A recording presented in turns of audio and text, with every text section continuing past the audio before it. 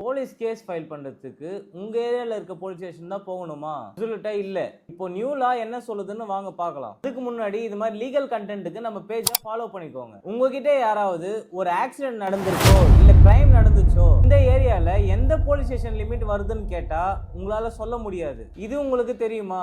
நம்ம எல்லாரும் ஃபேஸ் பண்ற விஷயம் இது மட்டும்தான். இன்சிடென்ட் ஒரு இடத்துல நடக்கும், ஆனா ஸ்டேஷன் இது இல்ல வேற லிமிட்ல வருதுன்னு சொல்லி உங்களை அனுப்பி விட்டுருவாங்க. ஆனா இப்போ வந்திருக்க BNSS சட்டப்படி ஸ்ட்ரிக்ட்லி ப்ரோஹிபிட்டட். இப்போ வந்திருக்க sections 173 of BNSS emphasizes the concept of zero FIR. zero FIR னா என்ன?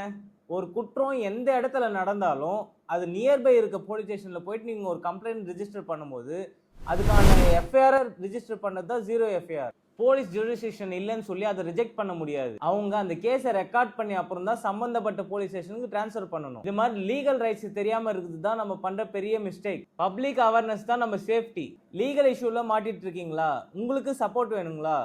கமெண்ட்ல லீகல் மென்ஷன் பண்ணுங்க. லீகல் கோரிஸ்க்கு DM பண்றேன். மறக்காம நம்ம பேஜை ஃபாலோ பண்ணிக்கோங்க ஃபார் டெய்லி லீகல் அப்டேட்ஸ்க்கு.